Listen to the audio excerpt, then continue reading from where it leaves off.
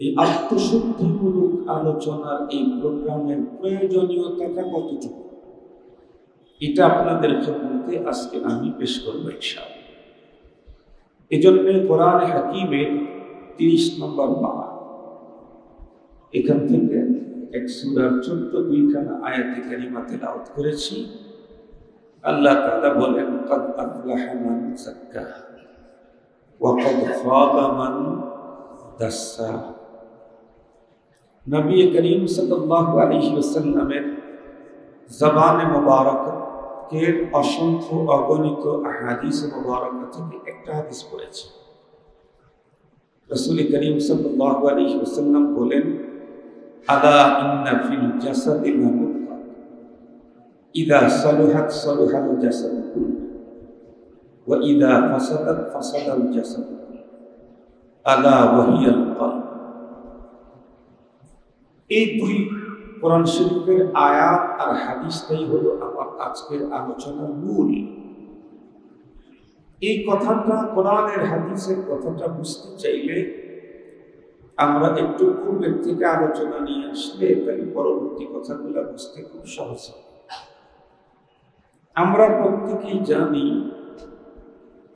এই পৃথিবীর যত নিয়ামত আল্লাহ দিয়েছে কোনোটাকে ছোট বলার কোনো সুযোগ নেই। কেন? এক নম্বর কারণ হলো, নিয়ামত যার পক্ষ থেকে আসছেন উনি তো মহান মালিকের পক্ষ থেকে যেটা আসে এটা কখনো ছোট হইতেই পারে না।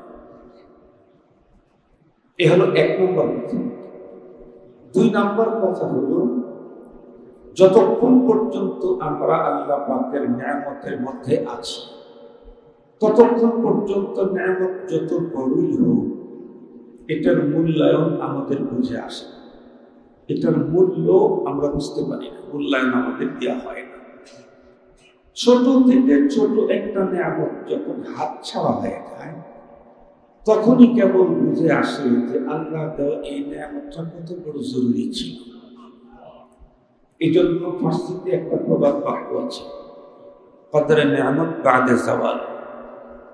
বাংলাতে আছে, দাঁত থাকতে দাঁতের মর্যাদা বুঝে। কিন্তু এটা প্রবাদ বাক্যের একই অর্থ।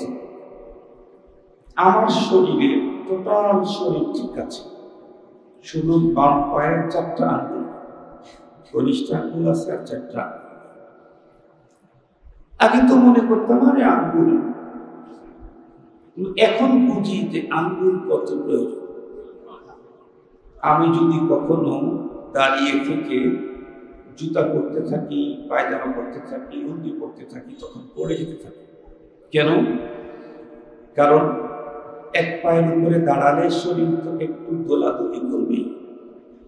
হেলাধুলা যখন করে তখন এই পাটাকে ব্যালেন্স ঠিক রাখতে হলো আঙ্গুল। কখনো আঙ্গুল এক সাইডে চাপ বেশি দেয়, কখনো কম দেয়। এটা দিয়ে বডিটার ব্যালেন্স ঠিক রাখে। আমার যেহেতু আঙ্গুল নাই, এ কারণে আমি বাম পায়ে দাঁড়িয়ে পায়জামাও পরতে পারি না, জুতা পরতেও কষ্ট, কোনো কিছু ধরা লাগে। 2 নাম্বার হলো, আমি যখন জুতা পরে পথ চলা শুরু করি তো পিছনের বেল্টওয়ালা জুতা অথবা শু হইলে তাহলে ঠিক আছে। বেল্টওয়ালা জুতা অথবা শু ছাড়া পথ চলতে গেলে আমার অনেক কষ্ট। কেন? আমরা যখন পা উঠায় যখন সামনে নেই তখন জুতাটাকে ধরে রাখে হলো আঙ্গুল চাপা দিয়ে। আমার যেহেতু আঙ্গুল নাই, চাপা দেয় না, এই জন্য বাম পা উঠায় যখন পা ফেলতে যাই আমার আগে জুতা চলে যায়। আমার পা যাওয়ার আগেই জুতা পায়ের ভিতর থেকে বের হয়ে যায়। তো এই আঙ্গুলগুলির যে এত দাম, এটা আমার আগে বুঝে আসে, চলে যাওয়ার পরে বুঝে আসছে। রব্বুল আলামিনের দেওয়া প্রত্যেকটা নিয়ামত এত দামি। 1 নম্বর আসতে হলো সবচেয়ে ক্ষমতাধর রব্বুল আলামিনের পক্ষ থেকে, এজন্য ছোট হইতেই পারে না। 2 নম্বর, প্রত্যেকটা এমন জরুরত যে এটা চলে যাওয়ার পরে এই জাতীয় জিনিস পৃথিবীর আর কোনো জায়গাতে মিলানো যায় না, পৃথিবীর কোথাও মেলে না। আমি যদি এই আঙ্গুল লাগাবার জন্য 2-3 কোটি টাকার ঘোষণা দিই যে আমি 5 কোটি টাকা দেব, আমার আঙ্গুলগুলো আগের হুবহু এরকম লাগাই দেন, তাম দুনিয়া মিলে কি সম্ভব হবে? দুনিয়ার সব সম্পদ যদি আমি ব্যয় করি, এরপরেও আমার অরিজিনাল ওই আঙ্গুল প্লাস্টিকের আঙ্গুল লাগানো যায়। ওটা দেখতে আঙ্গুলের মতো মনে হয়, আসলে তো আঙ্গুল। ওইটাতে কখন আগুন লাগবে এটা বুঝাই যাবে, ওইটা কখন ছিঁড়ে যাবে, ফেটে যাবে, এটা অনুধাবন করা যাবে, কারণ ওটা তো অনুভূতি আসবে। তাম দুনিয়া অনেক কিছু আবিষ্কার করেছে, টন টন ওজন নিয়ে আকাশে উড়ে যাচ্ছে, কিন্তু আজ পর্যন্ত পৃথিবীর কোন বিজ্ঞানী একটা কচু পাতা অরিজিনাল তৈরি করতে পারে না। কচুর পাতা, কচু দিয়ে মেশাল দিলাম কেন? আমাদের দেশে একজন মানুষ যদি কিছু না পারে তাহলে বলে তুই কচু মানুষ, তার মানে কচু মানে একেবারেই কিছু না। সেই একেবারেই কিছু না যে কচু, সেই কচুর পাতাও তাম দুনিয়ার বিজ্ঞানী মিলে রবের কচুর পাতার মতো একটা কচু পাতা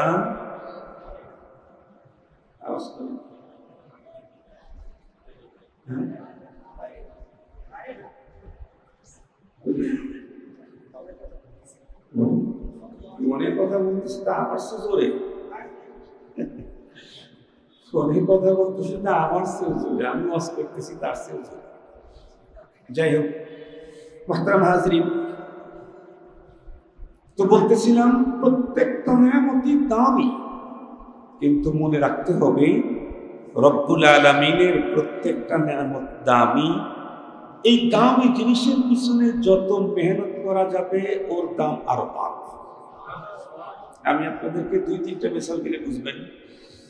দেখেন আমরা লবণ খাই না, লবণ তৈরি হওয়ার পদ্ধতি তো আপনারা দেখেন নাই, অনেক লবণ চাষ দেখেন। আমি লবণের চাষ দেখে আসছি, এটা কক্সবাজারে হয়, চিটাঙ্গে হয় লবণ চাষ। তো লবণ তো পানি থেকে হয়, সমুদ্রের পানি জোয়ারে যখন উপরে আসে এই পানিটা বাধা দিয়ে ওরা ধরে রাখে, এরপরে ওখান থেকে এক জায়গায় সেখান থেকে আর এক জায়গায় ট্রান্সফার করতে করতে একটা সময় শুকায় যায়, লবণ হয়। তো এই লবণ প্রথম যখন হয় এত বড় বড় হয়, মানে এরকম পলির উপরে পানি থাকে, পলির উপরে পানি রাখে, ধীরে ধীরে পানিটা জমে লবণ হয়ে যায়। তো ওই অবস্থাতে লবণ বিক্রি হয় হলো, আমরা যখন দেখছি তখন তো অনেক আগে দেখেছি, এখন তো দেখার সুযোগ হয় না। মনে করেন 500 টাকা মন বা 200 টাকা মন, 150 টাকা মন বিক্রি হয়। ওইটা দিয়ে আসার পরে এক প্রকারের মেশিন দিয়ে এটাকে ছোট করে ময়লা মুক্ত করে, তখন এর দাম 200 টাকার 400 টাকা হয়। ওইটা আবার আর একজনরা কিনে নিয়ে এসে ওইখানে আয়োডিন ঢুকায়, আয়োডিন, তখন 400 টাকারটা 800 টাকা হয়। ওইটা আবার নিয়ে এসে খুব সুন্দর বডিতে ফাইন করে রিপেয়ার করে আরো মিহি মিহি ছোট করে প্যাকেটজাত করে, তখন 1 কেজির দাম 40 টাকা হয়। এখন কত করে কেজি? 30 টাকা 40 টাকায় বলে 1 কেজির দাম হয়। 1 মনের যে দাম ছিল সেটা মেহনত করতে করতে করতে করতে এখন 1 কেজিতেই প্রায় ওই পরিমাণে দাম হয়ে গেছে। এখন দাম হয়ে গেছে কত? 1800 টাকা, 1400 টাকা মন। প্রথম যখন হয়েছে ওটা ছিল 200 টাকা। তাহলে যে কোনো আল্লাহ পাকের নিয়ামতের পিছনে মেহনত করলে এটার দাম কমে না বাড়ে? বাড়ে। আর একটা মিশন দিলে খুব সহজে বুঝবেন।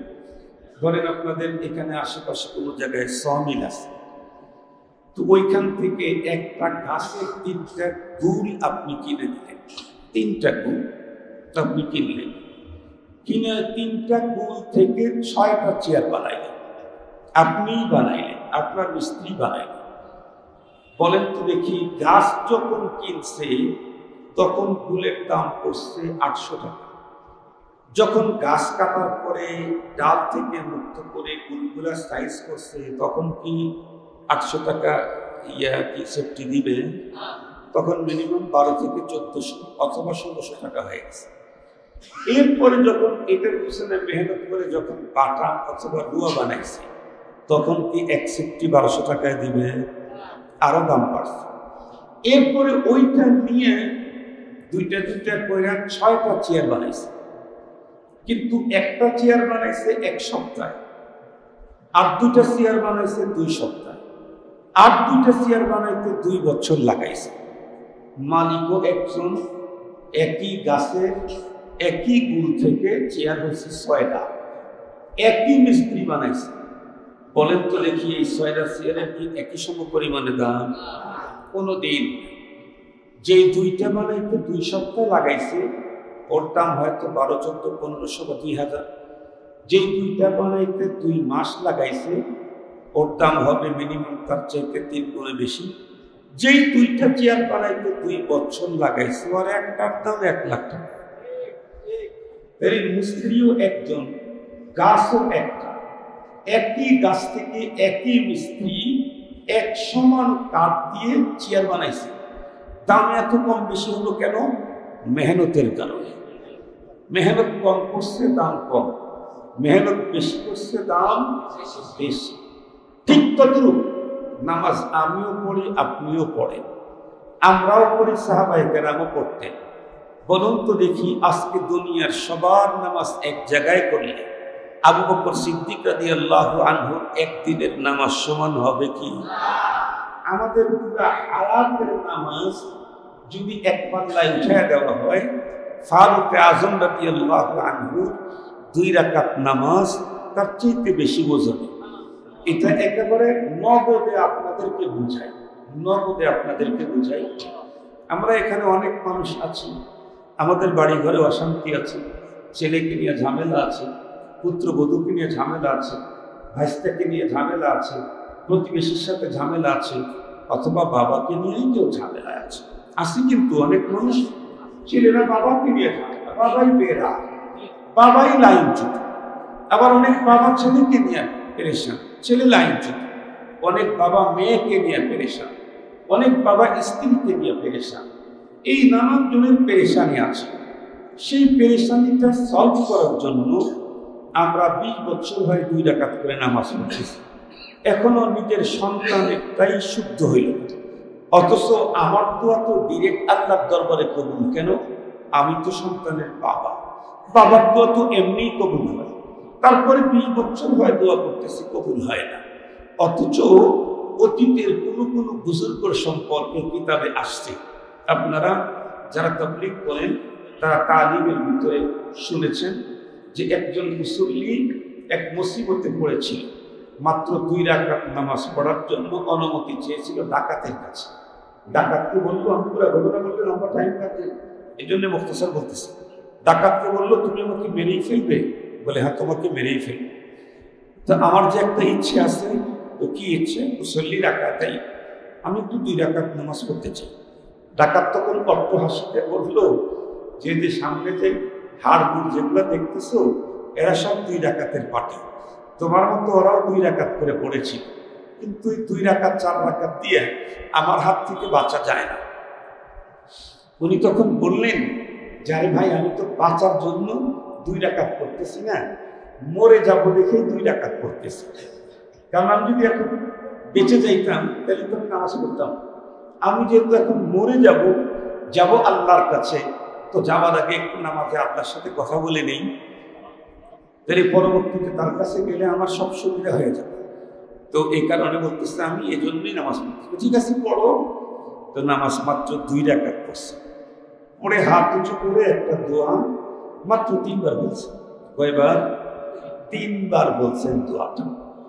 3 বার বলার পরেই একজন অশ্বারোহী হঠাৎ করে গায়েবের থেকে, অদৃশ্য থেকে একজন অশ্বারোহী হাতের ভিতরে বিশাল বড় এক কি বলে তীর, যেই তীরের অগ্রভাগে আগুন জ্বলতেছে, এরকম এক তীর নিয়ে অশ্বারোহী হাজির হয়ে গেল। এক পর্যায়ে এসে ওই ডাকাতটাকে মেরে ফেলে যখন চলে যেতে লাগছে, এই নামাজ পড়ুয়া লোকটা তখন তার রাস্তাকে বন্ধ করলো, বললো যে ভাই একটু ইন্তাজির সাহাব, একটু অপেক্ষা করেন, আমি আপনার সাথে দুটি কথা বলতে চাই। তো পরে দাঁড়িয়েছে, জিজ্ঞেস করছে আপনি কে?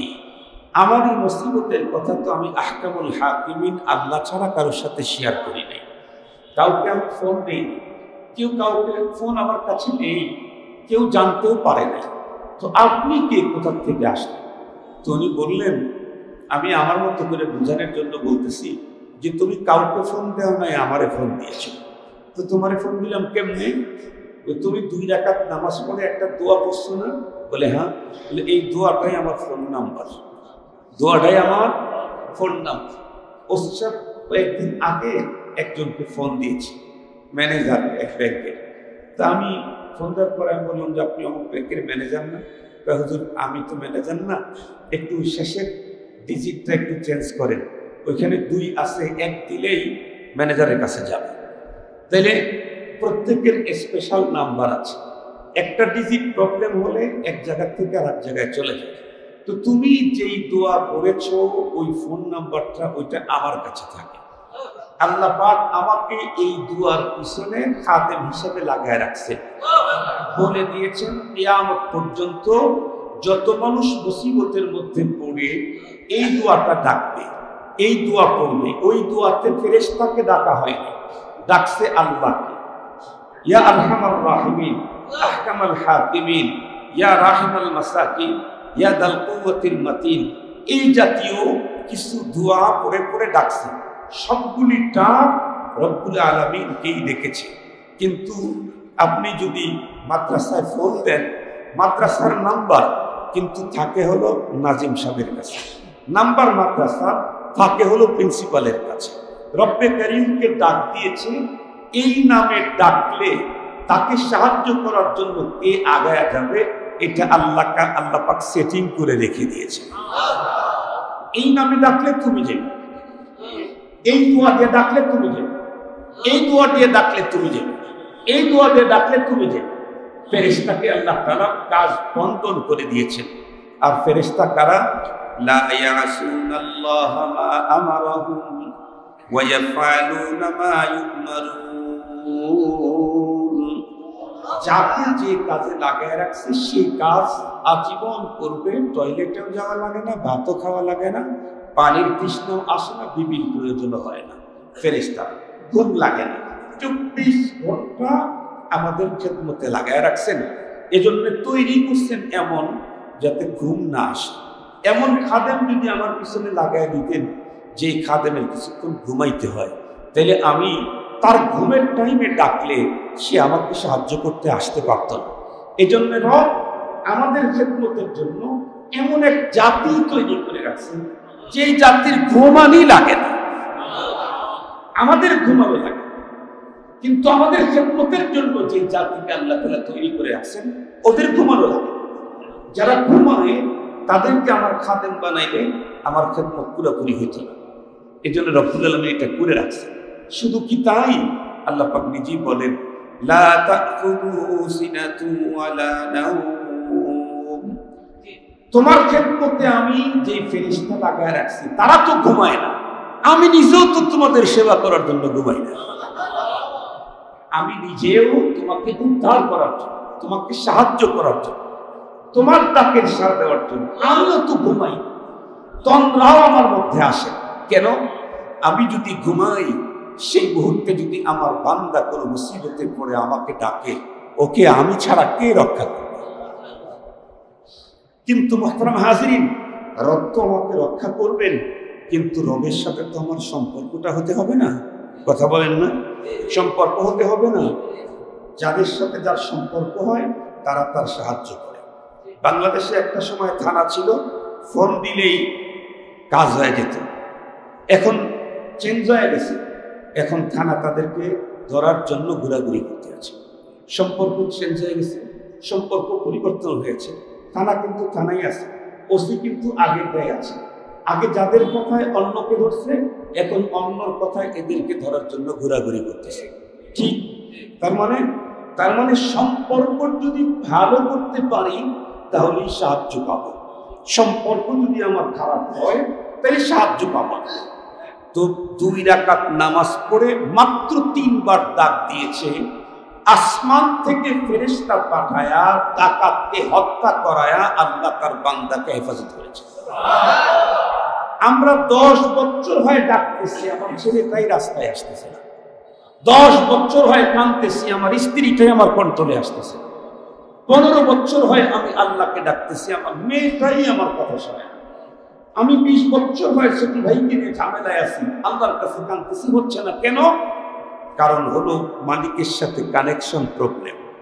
মালিকের সাথে কথা বলেন, connection problem. Hello hello hello hello, খুব হ্যালো কয় কিন্তু যায় না। কেন? গিয়া দেখে ওইদিকে তার একটা শিরা আছে। গিয়া কি দেখে? তার একটা শিরা আছে। খুব হ্যালো ভলিউম দিতে দিতে দিতে দিতে এদিকে দেয়, ওদিকে দেয়, ইকো দেয়, অপো দেয়, সব দেয়, কাজ হয় না। ওর ওইদিকে গিয়া দেখে তারই একটা শিরা আছে। মোহতারাম হাজরিন, আমাদের রবের সাথে কানেকশন প্রবলেম আছে। রবের সাথে কানেকশন, এটাকে যদি সুন্দর করতে চাই, উন্নত করতে চাই, তাহলে সুন্দর চেহারা দিয়ে হবে, অনেক টাকা দেওয়া হবে, অনেক শিক্ষা দেওয়া হবে, অনেক সুন্দর কথা দেওয়া হবে, সুন্দর কথা দিয়ে হবে। রবের সাথে কানেকশন তৈরি করতে চাইলে লাগবে হলো অনেক সুন্দর দিল। কি লাগবে? অনেক সুন্দর দিল লাগবে, দিল। मन्ना गंजम दर जमीन व आसमां लेके गंजम दर कुलूबे मुमिना। দিল লাগবে, সুন্দর দিল। সব জায়গায় সব জিনিস বসে না, সব জায়গায় সব জিনিস বসে। সব অলঙ্কার সব জায়গায় দেওয়া যায়। মালাকে কেউ পায়ে পরে, মালা কেউ পায়ে পরে, পায়ে পরে নুপুর, তাই না? পায়ে পরে নুপুর, মালা পরে গলায়, দুল কোথায় দেয়? কান, নাকে দেয়, কানে দেয়। সব জিনিসের নির্ধারিত জায়গা আছে। রবের সাথে দুনিয়াতে সবের সাথে সম্পর্ক হতে পারে টাকা দিয়ে, কিন্তু রবের সাথে সম্পর্ক হতে হয় দিল দিয়ে। কথা বলেন, কি দিয়ে? রবের সাথে টাকার কানেকশন হয় না, টাকা দিয়া হয় না, ফ্যামিলি দিয়া হয় না, এগুলি দিয়া হয় না, হয় হলো দিল দিয়ে। ওই যে গত কিসের ওইদিকে বয়ান আমি বলেছিলাম, দিল দিয়া হয়, টাকা দিয়া, পয়সা দিয়া, অর্থ দিয়ে, ফ্যামিলি দিয়ে এটা হয় না, দিল দিয়ে হয়। একেবারে কালো মানুষ বেলালে হাফসি, একেবারে কালো, তারপরে ঠোঁট মোটা, তারপরে গোলাম কৃতদাস, কিন্তু রবের সাথে তার সম্পর্ক হয়েছে। কেন? চেহারা কালো হলে কি হবে? দিলটা বলা, দিলটা কি ভালা, চেহারা কালা মগর দিল ভালা। এজন্য আল্লাহ তার রাসূলকে নিয়ে গেছেন মেরাজে, নিয়ে যাওয়ার পরে জান্নাত দেখানোর জন্য জান্নাতে ঢুকায় দিয়েছেন। আল্লাহ পাক মাঝখান থেকে আর একটা কাজ করে দিয়েছেন, হযরত বেলালে হাফসিকে জান্নাতের ভিতরে পাঠিয়ে দিয়েছেন।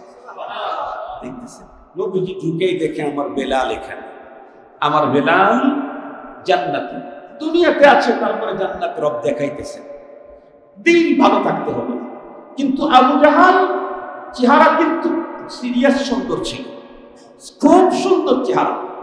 কোন কোন লোক কিতাবের ভিতরে লিখছে যে আবু জাহালকে দেখতে অনেকটা নবীজির কাছাকাছি দেখতে। এই জন্য একজন কবি বলেন, গলবসুরত আদমি ইনসাবুদে আহমদ আবু জাহল হাম এক সাবুদে আদমিয়ত লহম শহম গুস্তনিস আদমিয়ত জুজরে জায়ে দোস্তনিস আদমিয়ত জুজরে জায়ে দোস্তনিস। চেহারাতে যদি মানুষ হওয়া যেত তাহলে নবীজির মর্যাদা আবু জাহেলের মর্যাদা কাছাকাছি হতো। দেখতে খুব সুন্দর ছিল, তার অনেক সুন্দর ছিল, কিন্তু সুন্দর চেহারা রব দেখেন না। ইন্নাল্লাহা লা ইয়ানজুরু ইলা আসওয়ারিকুম ওয়া আমওয়ালিকুম ওয়ালাকিন ইয়ানজুরু ইলা কুলুবিকুম ওয়া আমালিকুম।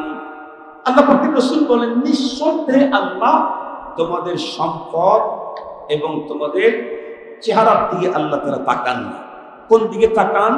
তোমাদের অন্তরের দিকে তাকান নাম্বার 1, এরপরে তোমাদের আমলের দিকে তাকান। সুবহানাল্লাহ। আল্লাহ পাকের কোরআনে আল্লাহ তাআলা স্পষ্ট বলেন।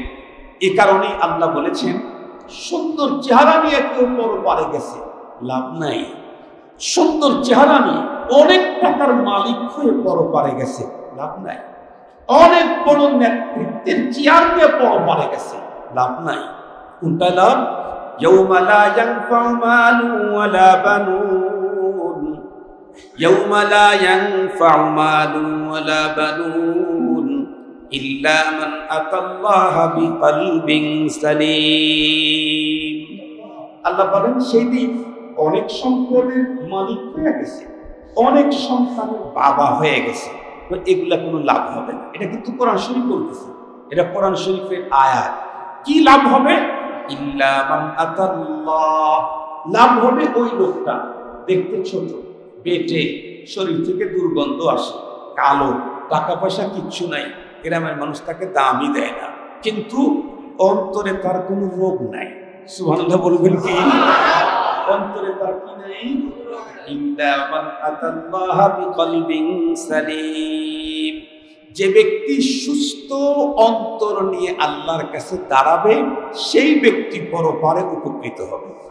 যার অন্তর সুস্থ আছে, তাইলে বোঝা গেল অন্তর অসুস্থ হয়, অন্তর অসুস্থ হয়। অন্তর যে অসুস্থ হয় না তো কোরআন শরীফে আল্লাহ স্পষ্ট বলে দিয়েছেন। আল্লাহ বলেন, ফি কুলুবিহিম মারাদুন ফাযাদাহুমুল্লাহু মারাদা। আল্লাহ পাক একটা গোত্র, একটা দলের ব্যাপারে বললেন যে ওদের অন্তরের রোগ হয়েছে। দেহ ভালো আছে, চোখ ভালো আছে, নাক ভালো আছে, মুখ ভালো আছে, কান ভালো আছে, বডি ভালো আছে, সমস্যা কোথায়? অন্তরে। কথা বলেন, সমস্যা কোথায়? কুলুবিহিম, অন্তরে রোগ। আল্লাহ পাক কোরআন শরীফের আরেক জায়গায় বলেন, ইয়া নিসাআন নবী লাস্তুন্না কাআহাদিন মিনান নিসা ইন ইত্তাকাইতুন্না ফালা তাখতা'না বিল কওল ফায়াতমা'আল্লাযী ফী কলবিহি মারাদ, ফায়াতমা'আল্লাযী ফী কলবিহি মারাদ। আল্লাহ পাক বলেন, এই মুসলিম নারী, তোমরা তোমাদের মধুর কণ্ঠস্বর ভিন্ন পুরুষকে শুনতেই দিও না, গান গাইতেও না, গজল গাইতেও না, হাদিস পড়তেও না, কোরআন শরীফ নামাজের ভিতরে তেলাওয়াত করতেও না। মধুর কণ্ঠস্বর কোনোভাবেই কাউকে শুনতে দেয়। নামাজের মধ্যে কোরআন পড়বা মধুর সুরে, জোর আওয়াজে পড়লে তোমার নামাজ নষ্ট হয়ে যাবে। মেয়েরা নামাজের ভিতরে ইশার সালাতে জোরে কোরআন শরীফ পড়লে নামাজ ঠিক থাকবে না, নষ্ট হবে? নষ্ট হয়ে যায়। মধুর কণ্ঠস্বর কাউকে শুনতে দিও না। কেন? ইয়া আল্লাহ, মধুর কণ্ঠস্বর শুনলে সমস্যা কি? আল্লাহ বলেন, ফায়াতমা'আল্লাযী ফী কলবিহি মারাদ, যেই মানুষদের বডি ভালো আছে কিন্তু আত্মা রোগাক্রান্ত, এই জাতীয় মানুষ বেগানা নারীর মধুর কণ্ঠস্বর শুনলে সে নানান ফন্দি চিন্তা মাথার মধ্যে তৈরি করতে থাকে। এখন মুফাসসিরিনে কেরাম বলছেন যে অন্তরের রোগ কি কি রোগ হয়। একটা রোগ তো আছে ভয়ঙ্কর, শিরকের রোগ, কুফুরের রোগ। এটা তো ভয়ঙ্কর।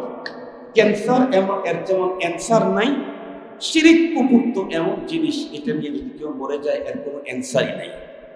ফালা নুকিমু লাহু ইয়াউমাল কিয়ামাতি ওয়াজনা। কুফুর শিরিক করে কেউ দুনিয়া থেকে চলে গেছে, রব্বুল আলামিন বলেন কিয়ামতের দিন ওর জন্য মিজানের পালাই দাঁড় করানো হবে। মিজানের পালা তো তাদের যার কিছু মাল আছে। কথা বলেন না কেন? যে মাল নেওয়া যায় নাই তার আবার কিসের মিজানের পালা? পালা পালা কার জন্য? মাপ কার জন্য? যার কিছু মালামাল আছে। মুনাফিকি নাই কিন্তু ঈমান একেবারে কমজোর। মানে জ্বর আসতে যেমন সব ঠিকঠাক আছে কিন্তু হাতে শক্তি পাওয়া যায় না। জিবাও ঠিক আছে, পানি খাইতে কি বলে তিতে তিতে লাগে। জিবা কিন্তু ঠিক আছে, ঘাটা কিচ্ছু হয় না। জিবা দেখতে একেবারে 100% ঠিক আছে, কিন্তু জ্বরের কারণে কি হয়ে গেছে? জিবার এই চাখার শক্তিটা দুর্বল হয়ে গেছে। ঠিক যেই মানুষগুলার অন্তরে শিরিকের রোগ আছে, কুফুরের রোগ আছে, নেফাকের রোগ আছে, ঈমান কমজোরির রোগ আছে, তাহলে অন্তরে এই রোগগুলা হয়। এটা আল্লাহর কোরআনে আছে, এটা অবিশ্বাস করার কোনো সুযোগ নাই। অবিশ্বাস করলে তার ঈমান নাই। এখন আসে আল্লাহ পাক বলেন, পরপারে আমি তো অন্তর দেখব। যার অন্তর রোগমুক্ত অবস্থায় আমার কাছে আসবে তার বড় ফায়দা হবে। কি ফায়দা? তার জন্য চির সুখের নীর জান্নাতের ফয়সালা হয়েছে। তাহলে আমি যদি পরপারে আমি জান্নাতি হতে চাই, আমাদের সকলেরই তো জীবনের এই আশাই, কি বলেন? এমনকি সুদখোর বলেন, ঘুষখোর বলেন, নারীবাজ বলেন, মদখোর বলেন, যত ডাকাত বলেন, যাই বলেন, যে লোকটা কালিমা পড়েছে, এই লোকটার শরীরে যখন শক্তি থাকে, তাকত থাকে, জওয়ানি থাকে, রক্ত গরম থাকে, অনেক অপরাধী করে, কিন্তু আল্লাহ যদি ওকে এই অবস্থায় বার্ধক্য পর্যন্ত নেয়, শেষ বয়সে গিয়ে কিন্তু লোকটা আল্লাহর দিকে রুজু হয়। হয় না? হয় না? যেই লোকটা মানুষের কাছ থেকে টাকা ছিনতাই করত, সেই লোক এখন এই টাকা মসজিদে দান করার জন্য একাই এসে হুজুরের কাছে হাজির হয়ে যায়। অথচ এই লোকটা একটা সময় টাকা মানুষের কাছ থেকে ছিনতাই করে নিত। আবার একটা সময় তার অন্তরের অবস্থা এমন যে নিজের টাকা নিয়ে এসে দিয়ে যাচ্ছে। একটা সময় হুজুরকে দেখলেই মাথা গরম হইত, কিন্তু আর একটা সময় পরিবেশ বয়সের কারণে এখন হুজুরকে দেখলেই তার আত্মতৃপ্তি পায়। বলেন, এরকম লোক আছে না আমাদের সমাজে? এরকম লোক আছে। মোহতারাম হাজরিন, খুব ভালো করে বুঝবেন যে কথা আমি বলতেছিলাম, যে আমাদের অন্তরের রোগ এতটাই ভয়ঙ্কর, ভয়াবহ। এই রোগগুলি যদি আমরা চিহ্নিত না করি, এর যদি চিকিৎসা না করি, তাহলে তো আমি পরপারে রব্বি করিমের কাছে ধরা খেয়ে যাব। রোগওয়ালা তিল নিয়ে মালিকের কাছে উঠলে নিশ্চিত আমার জরিমানা হবে, জেল হবে, আমার কি বলে রিমান্ড হবে, আরো ভয়ঙ্কর ভয়ঙ্কর শাস্তি হবে। তাহলে কি করতে হবে? দুনিয়া থেকে আমার অন্তরের রোগগুলাকে দূর করে একেবারে পবিত্র বানায়া, সুস্থ বানায়া আমাকে কবরে যেতে হবে। আমি যদি আমার অন্তরটাকে রোগমুক্ত করে দিতে পারি, রোগমুক্ত করে যখন যাব, দেখবেন যেই মানুষের শরীরের রোগ, তার কি গাড়ি চালাইতে মনে চায়? টাস খেলতে মনে চায়? আর একটু জোরে বলেন। যার শরীর অসুস্থ, তার গাড়ি চালাইতেও মনে চায় না, দোকানদারি করতেও মনে চায় না, তাস খেলতেও মনে চায় না, বন্ধুদেরকে নিয়ে আড্ডা দিতেও মনে চায় না। বরং বন্ধুরা যখন এসে বলে, চল না দোস্ত, একটু কি হয়েছে, চল চল, একেবারে প্রাণাধিক প্রিয় দোস্ত, সে কি বলে, যা আমার শরীর ভালো লাগে, আমাকে ডিস্টার্ব দিস না। মানুষের শরীর যদি অসুস্থ হয়, এই লোকটা যেমন ইনকাম করতে মনে চায় না, যেই বিবিকে সে কাছে পেতে চাইতো, সেই বিবি কাছে এসে বসে থাকলে তার দিকে তাকাইতেই মনে চায় না। সে দুইটা কথা বেশি করলে মেজাজ গরম হয়ে যায়। যেই বন্ধুকে পাওয়ার জন্য 100 কিলোমিটার দূরে গেছে, সেই বন্ধু আসলে তাকায় না। কেন? শরীর অসুস্থ। যাদের দিল অসুস্থ, তাদের কোরআন পড়তে মনে চায় না, নামাজ পড়তে মনে চায় না, সত্য কথা বলতে মনে চায় না, মানুষের উপকার করতে মনে চায় না, মানুষের কল্যাণের কাজ করতে মনে চায় না। তার কি ভালো লাগে? জুলুম করতে ভালো লাগে, জেনা করতে ভালো লাগে, মদ খাইতে ভালো লাগে, গুম করতে ভালো লাগে, খুন করতে ভালো লাগে, তাকে জুলুম করতে ভালো লাগে, সমস্ত অপরাধগুলি তার তখন ভালো লাগে। ভালো লাগে না কোনগুলি? যেগুলি নেকির কাজ, আল্লাহ পাওয়ার কাজ, আল্লাহ বিধান, এগুলি ভালো লাগে না। আমাদের কিন্তু এই রোগটা আছে। নামাজে কিন্তু ওই রকমের ভালো লাগা নাই, কিছু ভালো লাগে না, খারাপও লাগে না, এই পজিশন, তাই না? কখনো কখনো মা যাই পাক করে দিয়েছে, এখন তো যাই খায় না, তো দিয়েছে গেদা, কি অবস্থা, ভালো না খারাপ না, এই কথা বলছি না আমরা একসময়। যাই যেটা পাকাইছো মা, এটা ভালো না খারাপ না। আমরা যে মুসলমান, তাতে নামাজে মজাও নাই, সাজাও নাই, মজাও লাগে না, খারাপও লাগে না, এটা হলো ভালো মুসলমান। আর যারা মোটামুটি চাইতে নিছে, নামাজের আজান দিলে মসজিদের বারান্দায় থাকলে আস্তে আস্তে করে চাষতালের দিকে যায়, এরকম মুসলমান তো আপনাদের এলাকায় নাই। যে আজান শুরু হয়েছে, এতক্ষণ মসজিদের পাশে দাঁড়ায় দুই বন্ধু কথা বলতেছিল, আজান শুরু হয়েছে বলে চল যাই চল যাই। আসলে তো দরকার ছিল যে আজান হওয়ার পরে ওই দূরের থেকে মসজিদে আসবে, এখন মসজিদ থেকে দূরে চলে যেতেছে। তাহলে এই লোকটা কি সুস্থ না অসুস্থ? নিঃসন্দেহে অসুস্থ। আমরা আমাদের দিল যে অসুস্থ এটা কি চেক করার জন্য ল্যাবে যাওয়া দরকার আছে? হ্যাঁ, কোনো কিছু আমেরিকায় পাঠানো দরকার আছে? এখনই প্রমাণ আমরা প্রত্যেকে দিলের দিক থেকে অসুস্থ। এজন্য নামাজে মজা লাগে না, কোরআন তেলাওয়াত মজা লাগে না, জিকিরে মজা লাগে না, পরের উপকার করতে মজা লাগে না। এটা অসুস্থ দিলের চিহ্ন। এই জাতীয় রোগ আমাদের সবার আছে কি? আমার আছে। আপনাদের কি সবার আছে? তাহলে এই রোগগুলাকে পরিষ্কার করে ফ্রেশ করে রোগমুক্ত হয়েই কবরে যেতে হবে, নাইলে অনেক সম্পদ আর অনেক সন্তান দেখায় পরপারে পার পাওয়ার কোনো সুযোগ নাই। এই একটা একটা করে রোগ উল্লেখ করা হবে মানুষের অন্তরের, এই একটা রোগ।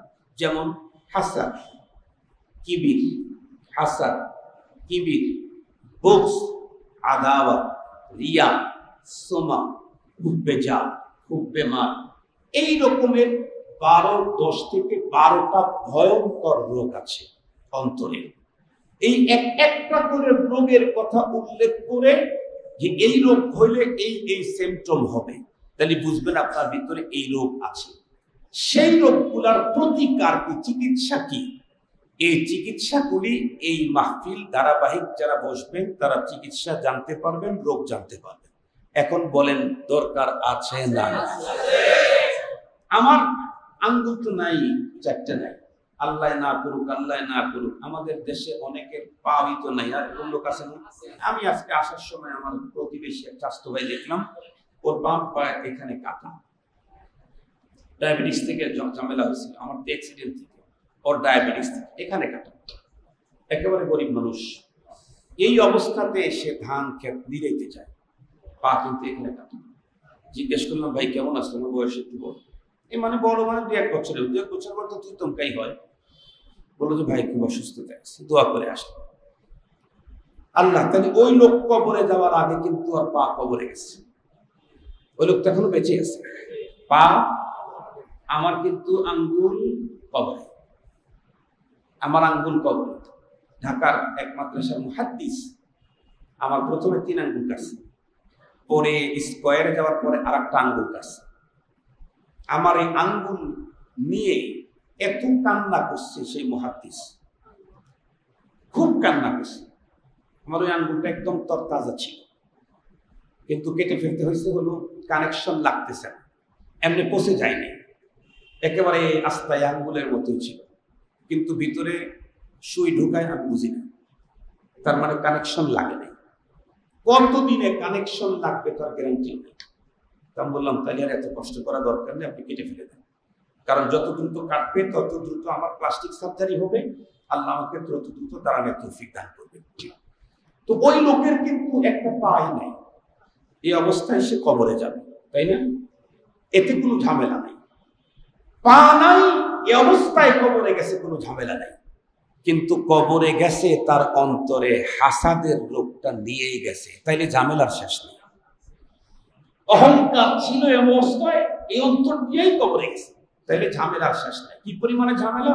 আল্লাহ পাক রাসূল বলেন, মান কানা ফি কলবিহি মিসকালু হাববাতিন মিন খারদাল, ওটা তুমি ঈমান, মিসকাল হাববাতিন মিনাল কিবির এক জায়গায় আছে যে অহংকারের পরমাণু অনুপরিমাণ যদি কারো অন্তরে অহংকার থাকে, তাহলে সে জান্নাতে যাবে না। কি ঝামেলা! তাই কি ঝামেলা! জান্নাতে যাবে তো যাবো কোথায়? জাহান্নামে যাবে। জাহান্নামে কি বেডে থুয়ে পিঠায়? না না, গলায় দড়ি দিয়ে ঝুলায় রাখে না, এগুলো তো নরমাল। জাহান্নামের ভিতরে আগুনে পোড়ায়। জাহান্নামের ভিতরে কি করে? এটা হলো কমন। জাহান্নামের শাস্তি তো আরো ভয়ঙ্কর আছে। কমন শাস্তি যেটা সবাইকে দেওয়া হবে জাহান্নামে, সেটা হলো আগুন। এটা আসেই, এর আগুনের উপরে আরো 2 গুণ 3 গুণ 7 গুণ 10 গুণের শাস্তি ভিতরে আরো আছে। কমন শাস্তি জাহান্নাম, সেটা হলো আগুন। আর আগুনের শাস্তির মতো শাস্তি এই পৃথিবীতে দুনিয়াতে আর হয়, আগুনের শাস্তির মতো। এই শাস্তি থেকে আমি যদি পরপারের চিরস্থায়ী জীবনে মুক্তি পেতে চাই, তাহলে আমার অন্তরের রোগকে সারাইতে হবে। অন্তরের রোগগুলি কি কি, এগুলি একটা একটা করে ইনশাআল্লাহ যিনি দাওয়াত করবেন, এটা পরিচালনা করবেন, উনি যাকে নিয়ে আসবেন, যাকে পাবেন তাকে বলে দিবেন যে গত সপ্তাহে এই বিষয়ে আলোচনা হয়েছে হুজুর। তাহলে উনি আর একটা রোগের উপরে আমাদেরকে বলবেন, আমরা দেখবো যে ওই সিমটমটা আমার মধ্যে আছে নাকি। যদি থেকে থাকে তাহলে আমি ওই রোগের রোগী। তাহলে কি করতে হবে? উনি যে প্রেসক্রিপশন দিয়েছেন, এই কাজ করলে এই রোগটা চলে যাবে, সেই কাজ আমাদেরকে করতে হবে। এমনটি না কিন্তু যে এখানে আসবেন, বসবেন আর অটো আপনার অন্তর সব রোগ মুক্ত হয়ে যাবে, এমনটি না। হাসপাতালে ভর্তি হলেই রোগ চলে যায় না, ওষুধ খাওয়া লাগে। হাসপাতালে যায় তো ওষুধ খাওয়া লাগে না। কথা বলেন না কেন? হাসপাতালে ভর্তি হইলেও কি ওষুধ খাওয়া লাগে? হাসপাতালে ভর্তি হইলে ওষুধ খাওয়া লাগে। মনে করেন পিসাবের কাছে ভর্তি হয়ে আমল করা লাগে। কথা কি বুঝাইতে পারছি? পিসাবের কাছে গেলাম, খানকায় যাওয়া আসা করলাম, আর আমাকে যে প্রেসক্রিপশন দিল সেটা খেলাম না। পৃথিবীর সবচেয়ে দামি হাসপাতালে যদি একজন ভর্তি হয়ে থাকে, মেডিসিন না খায়, তাহলে জীবনেও কোনোদিন সুস্থ হয়ে আসবে না, লাশ আসবে। ঠিক তদ্রূপ এই জাতীয় প্রোগ্রামে আসবেন, প্রেসক্রিপশন দিবে ওলামায়ে কেরাম কোরআন থেকে, হাদিস থেকে। এটা আপনি মানবেন না, তাইলে কিন্তু ফায়দা হবে না। আমাদেরকে মানতে হবে। আল্লাহ পাক আমাদেরকে কথাগুলো বোঝার তৌফিক দান। এখন কথা বলতেছি কোরআন শরীফের যে আয়াতটা বলেছি, সেই আয়াতের উপরে আমি কথা বলি। আল্লাহ পাক বলেন, ক্বাদ আফলাহা মান যাক্কাহা। এই যে সবচেয়ে দামি জিনিস, আল্লাহ পাকের রাসূল বলেন, আলা ইন্না ফিল জাসাদি লামুদগা। অন্তরের ভিতরে একটা গোশতের টুকরা আছে, সেটা এমন, ইদা সলুহাত সলুহাল জাসাদু কুল্লু। ওইটা যদি ঠিক হয় পুরো অঙ্গ প্রত্যঙ্গ ঠিক। ওয়া ইদা ফাসাদাত, ওই টুকরাটা যদি নষ্ট হয়, ফাসাদাল জাসাদু কুল্লু, পুরো শরীরটাই শেষ হয়ে যায়। সেই গোশতের টুকরার নাম আলা ওয়াহিয়াল কলব। এটা হলো অন্তর। আমার এই পুরা বডির এই গাড়িটার চালকই হলো অন্তর। আমার এই পুরা বডি যে আছে, এটার চালক কে? অন্তর। আমার অন্তরের ভিতরে কোনো জিনিস খাওয়ার আবেগ আগে তৈরি হয়, এরপরে যদি ওইটা আমার বাসায় ব্যবস্থা হতে পারে, তাহলে আমার মুখ তখন বাসায় গিয়ে বলে যে আমাকে এটা তৈরি করে দাও। এরপরে ওইটা তৈরি হয়, তারপরে আমি খাই। আমার যদি কোনো কিছু শুনতে মনে চায়, এটা আগে অন্তরের ভিতরে কোনো কিছু শোনার আবেগ তৈরি হয়, এরপরে আমার মুখ বলে অথবা হাত কাজ করে, কাজ করার পরে ওইটা আমার কান তখন তৃপ্তি পায়। আমার যদি চুরি করতে মনে চায়, তো প্রথমে অন্তরের ভিতরে চুরির আবেগ তৈরি হয়, এরপরে আমার পা আর হাত আমাকে ওই কাজ করতে সহযোগিতা করে। তাহলে আমি দেখি, তাকাই, শুনি, শুই, উঠি, চলি, বলি, চুরি, ডাকাতি, বাটপাড়ি, খুন, গুম, হত্যা, যা বলি, সবগুলার উপরে ড্রাইভারকে অন্তর। অন্তর যতক্ষণ পর্যন্ত আমাকে চাহিদা তৈরি না করে, অতক্ষণ পর্যন্ত আমার হাতও নড়ে না, পাও নড়ে না, চোখও চলে না, কানও চলে না, কিচ্ছু চলে না। তো সবগুলার উপরে ড্রাইভার হলো অন্তর। সঙ্গত কারণেই হাত ঠিক করা দরকার নাই, পা ঠিক করা দরকার নাই, চোখ ঠিক করা দরকার নাই, আগে একটা জায়গায় ঠিক করে আসে, সেটা হলো অন্তর। অন্তরে যদি ঠিক হয়, তাহলে হাত অটোমেটিকলি ঠিক হয়ে যাবে। অন্তর যদি ঠিক হয়, চোখ অটোমেটিকলি ঠিক হয়ে যাবে। অন্তর যদি ঠিক হয়, মুখ অটোমেটিকলি ঠিক হয়ে যাবে। মুহতারাম হাজিরিন, আপনাদের মনে পড়ে কিনা দেখেন, আমরা ছোটবেলায় মাছ মারছি। আগে তো প্রচুর মাছ ছিল, বিশেষ করে বৃষ্টি টিষ্টি হয়ে গেছে, কোনো ক্ষেতের ভিতরে পানি আসছে, পুঁটি মাছ, সাইতান মাছ আর গাইড়া মাছ খুব বেশি দেখেন না। আমিও খুব মাছ মারছি। আমি খালি মাছ মারি দেখে আমার আব্বা ছোটবেলায় আমাকে বেতনস থেকে সরায় আর এক মাছটা দিয়েছিল, তুই খালি মাছ মারস, তোর বাড়ির কাছে রাখা যাবে। ওই কাজীপুরে যায় আমার মেজো ভাইয়ের মাদ্রাসায় পড়েছিলাম 3 বছর।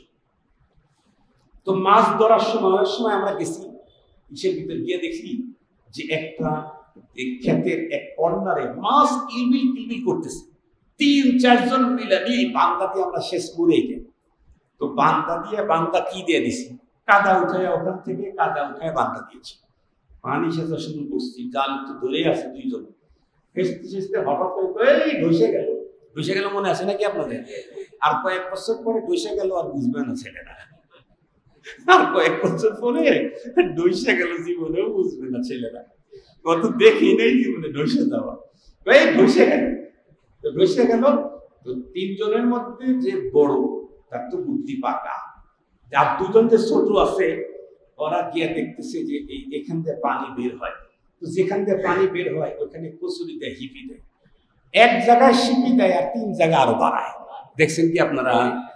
যেদিকে পানি ঢুকতেছে, যেখান থেকে পানি বের হচ্ছে, এই সাইডে যদি উজানে না, এটাতে যদি এক জায়গায় সিপি দেয়, আরো লিক হয় কয় জায়গায়?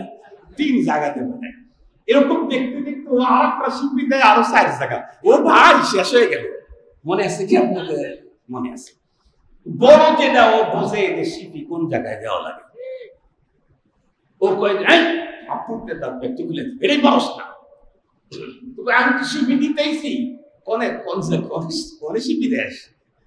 বড়টা যায় দেখতেছে যে উজানে এক জায়গায় পানি এরকম গোল হয়ে ঢুকতেছে। জোরে ঢুকলে পানি এরকম ইয়ে হয়ে ঢোকে না, পাক দিয়ে ঢোকে না। ও দেখতেছে ওখানে যে আস্তে করে পাটা দিয়েছে। বড় ভাই যখন এক জায়গায় পা দিছে, ছোট ভাই দেখে 10 জায়গার পানি বন্ধ হয়ে গেছে। হায় হায়, ভাইয়ের পায়ে এত জাদু, ভাইয়ের পায়ে এত জাদু। এক জায়গায় হাত দিল, পা দিল, আর 10 জায়গাতে পানি ভিতরে ঢোকা বন্ধ হয়ে গেল। মুহতারাম হাজিরিন, তো আমরা হলাম অবুঝ শিশুর মতো, আল্লাহ ওয়ালারা হলেন আমাদের বড় ভাই। ওনারা আমাদের কি শিখিয়ে গেছে? আল্লাহর কোরআন আর হাদিস থেকে। আল্লাহ পাকের রাসূল বলেছেন, আলা ইন্না ফিল জাসাদি লামুদগা ইযা সালুহাত সালুহাল জাসাদু কুল্লুহু ওয়া ইযা ফাসাদাত ফাসাদাল জাসাদু কুল্লু আলা ওয়া হিয়াল কলব। তোমার হাত সমস্যা? মানুষের কোনো কিছু দেখলেই তুলে নিতে মনে চায়, হাতের সমস্যা। তোমার কি চোখের সমস্যা? সুন্দরী মেয়ে দেখলে তাকাইতেই মনে চায়। তোমার কি অন্তরের সমস্যা? কারো ভালো তুমি দেখতেই পারো না, সহ্যই করতে পারো না, এরকম কি তোমার? তোমার কি পায়ের সমস্যা? কি কোন জায়গাতে যাইতে একজনের কিছু নষ্ট করতে মনে চায়? তোমার কি কানের সমস্যা? শুধু গান শুনতেই মনে চায়? তোমার কি মুখের সমস্যা? শুধু হারাম খেতে মনে চায়? এতগুলি সমস্যা, তুমি ভাটি থেকে তুমি এটাকে ট্যাগেল দিতে পারবা না। তুমি এক জায়গায় কাজ করো, সেটা হলো কল। এক জায়গায় চিকিৎসা করো, হাত ঠিক হয়ে যাবে, চোখ ঠিক হয়ে যাবে, কান ঠিক হয়ে যাবে, মুখ ঠিক হয়ে যাবে, পা ঠিক হয়ে যাবে। একটা জায়গায় জায়গা মতে ধরো, আলা ওয়াহিয়াল কল। এই কলটার উপরে তুমি মেহনত করো, সব ঠিক হবে। আমি একটা কথা বলে শেষ করে দিচ্ছি। এই পৃথিবীর সবচাইতে ভয়ঙ্কর পরিবেশ ছিল কখন? নবীজি এই দুনিয়াতে জন্ম নিলেন যখন তখন। নবীজি এই পৃথিবীতে জন্ম নিলেন যখন তখন ছিল পৃথিবীর সবচাইতে ভয়ঙ্কর অবস্থা। কি পরিমাণে ভয়ঙ্কর? ছোট্ট দুইটা কথা বলি। একটা হলো নিজের ঔরসজাত কন্যা সন্তানকে জীবিত অবস্থায় মাটি দিয়ে ফেলত। আমরা কি কোনো কুকুরকেও জিন্দা কবর দিতে পারবো? আমাদের দিলে হবে না। কুকুরকে, বিড়ালকেও জিন্দা কবর দিতে পারবো না, মেরে ফেলে তারপরে কবর দেওয়া হয়। ওরা জীবিত কবর দিত নিজের ঔরসজাত কন্যা সন্তান। সে কবরটা কোথায় দিত? একটা কবর তো বাইতুল্লাহর পাশেই আছে, মক্কা শরীফে আল্লাহর ঘরের পাশে আছে একটা কবরস্থান। ওই কবরস্থানের নামই জিন্দা কবরস্থান। কবরস্থান আবার জিন্দা হয় কেমনে? 70 জন মেয়ে মানুষকে ওই জায়গার ভিতরে জিন্দা দাফন করেছে তার বাবারা। 70টা। আমি 2 বছর আগে গিয়েছিলাম, গত বছর যেতে পারি নাই, রমজানও যেতে পারি নাই, ওই হজেও যেতে পারি নাই। আপনাদের কাছে দোয়া চাই, আল্লাহ যেন এবার রমজান আগবে হজে যেন আল্লাহ যাওয়ার তৌফিক দান করেন। তখন আমি দেখে আসছি জায়গাটা খালি আছে। একটা মুরগির বাচ্চা মারা নিয়ে 40 বছর পর্যন্ত তারা যুদ্ধ করে হাজার হাজার মানুষের প্রাণহানি ঘটিয়েছে। এদেরকে কি মানুষ বলা যাবে? মুরগির বাচ্চাটাকে টার্গেট করে 40 বছর পর্যন্ত যুদ্ধ চালায় হাজার হাজার মানুষ এই গ্রুপ ওই গ্রুপ প্রাণহানি ঘটায়। এদেরকে কি মানুষ বলা যাবে? আর যাই হোক, এদেরকে মানুষ বলা যাবে। ভয়ঙ্কর বিপর্যস্ত মানবতার মুহূর্তে আল্লাহ পাক তার রাসূলকে পাঠাইলেন। নবী আলাইহিস সালাম এসে দেখলেন মানুষের হাত সমস্যা, চোখ সমস্যা, মাথা সমস্যা, গবেষণার সমস্যা, মুখ সমস্যা, কোনোটাই কন্ট্রোল নেই, কোনোটাই ভালো নেই। এত সমস্যার চিকিৎসা করবো কেন? আমার আহলিয়া, আমার ওয়াইফ এই 15 সালের আগে, 15 সালে ওনারা নিয়েছেন। এই একবার নেই অ্যালার্জির ডাক্তার, আবার নেই শ্বাসকষ্টের ডাক্তার, আবার বলে পেশাবের সমস্যা, আবার বলে অমুক সমস্যা, সমস্যার শেষ নেই। আমি বললাম, দেখো ডাক্তার দেখাইতে দেখাইতে আমি এখন হয়রান হয়ে গেলাম। এমনি একটা কাজ করি, কি এক জায়গায় নিয়ে যাই, এক জায়গায় গেলে সব কাম হয়। কোথায়? তোমাকে আল্লাহর ঘরে নিয়ে যাই, জমজমের পানি খাওয়াইয়া দিই, 40 দিন খাও, এই জমজমের এক পানিতে সব সমস্যাই শেষ হয়ে যায়।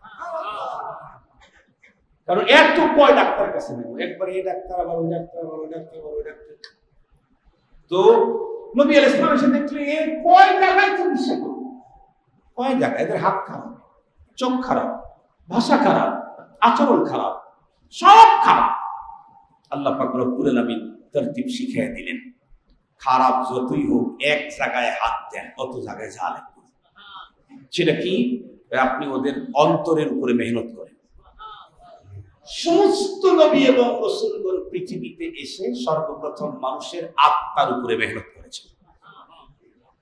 নবীজি যখন সাহাবীদের আত্মার উপরে মেহনত করলেন, করতে করতে করতে করতে একটা পজিশনে যাওয়ার পরে আল্লাহ যেহেতু তার রাসূলকে বলেছেন আপনি আপনার সাহাবীদের অন্তরের উপরে মেহনত করেন, তাহলে কতটুকু কাজ হলো এটা আল্লাহ পরীক্ষা করবেন না?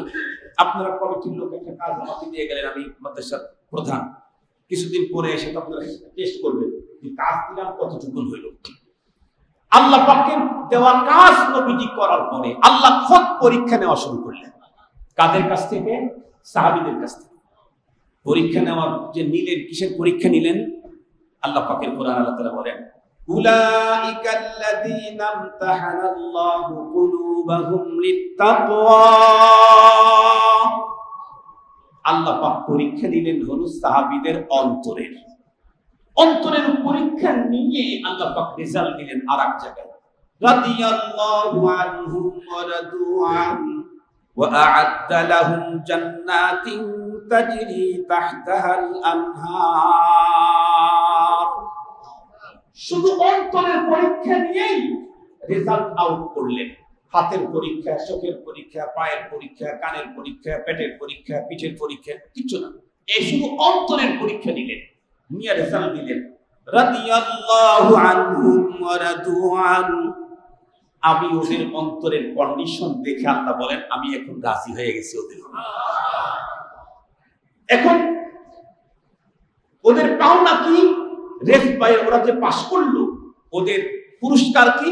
আল্লাহ পাক তাও ঘোষণা করলেন। ওরা দুনিয়াতে বেঁচে থাকতে, সাহাবায়ে কেরাম দুনিয়াতে বেঁচে থাকতে আল্লাহ বললেন, আ'আদ্দা লাহুম জান্নাতিন তাজরি তাহতাহাল আনহার।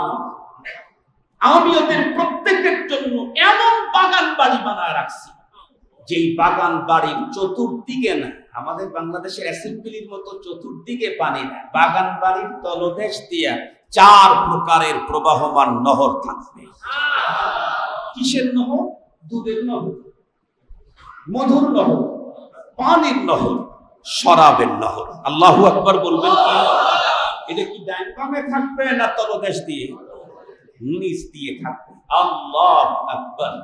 তাহলে কথা কিন্তু শেষ। যাদের